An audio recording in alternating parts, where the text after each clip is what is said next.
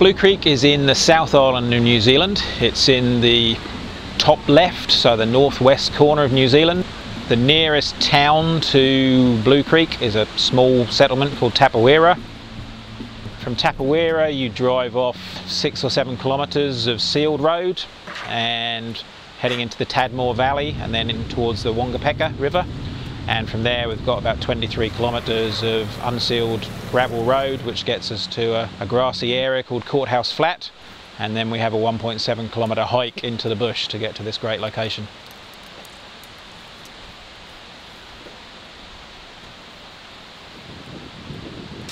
We unload the gear there. We then have a bush track which is a gentle uphill stroll for 1.7 kilometres, so we have to manhandle on trolleys all the gear.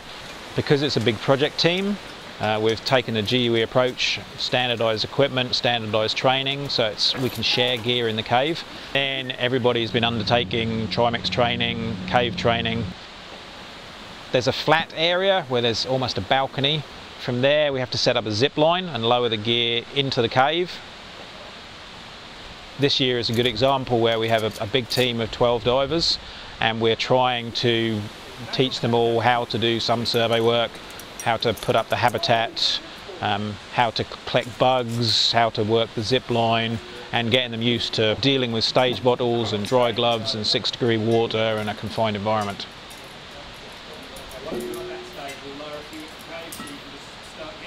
From the bottom of the zip line there is a drop of about 3 metres that we lower the gear in. To minimise on logistics, we're doing most of the dives on stage bottles, so divers have to be comfortable dealing with not only the back mounted tanks but multiple stages. It's 6 degrees in the water, so you've got multiple layers of thermals on. The first sensation you get when you're diving is an awareness that you're breathing. That's a big surprise to people when they can suddenly hear their breathing, they can hear their bubbles rushing past their mask. The second sensation that I remember very distinctly is the sensation of weightlessness, being able to float in 3 dimensions.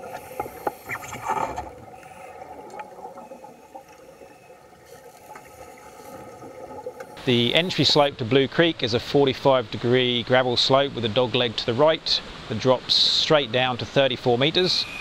From about 26 to 28 metres it starts getting tight. Sometimes you can pass through without digging through the gravel, sometimes you'll be burying your chest in the gravel a little bit.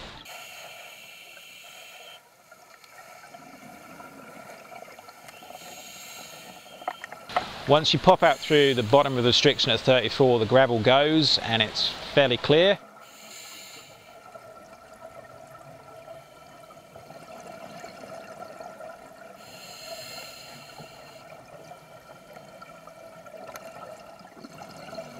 There is about 5 tunnels down there, so as long as you follow the right one you get to quite a large area of the cave. But at this point you're now down at 45 to 50 metres.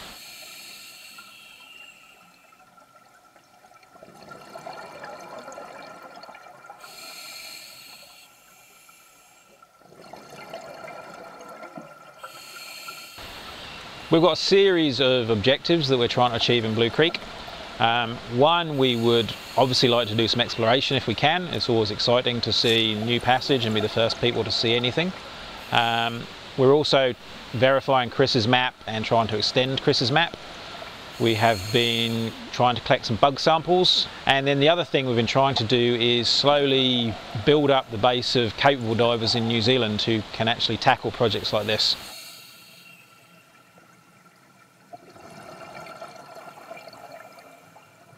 It's entirely self-funded. All the divers who turn up are expected to contribute to the project running costs.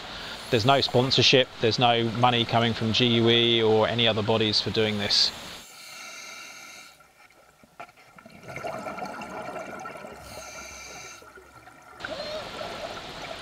I like a challenge.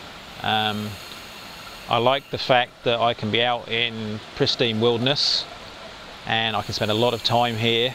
But I also get to play with a lot of cool technical toys.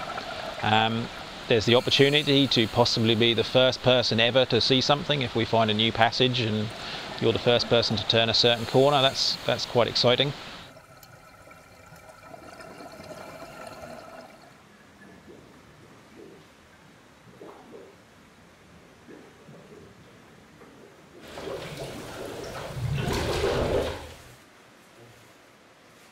A diver who just wants to turn up and do one dive is never going to see the stuff that we're seeing. It's hard to get a whole project team together. It takes multiple years to build up all the experience to come down here. Anything that feels worth doing to me takes a lot more time and effort, and here we get that opportunity whilst doing it in a fabulous environment.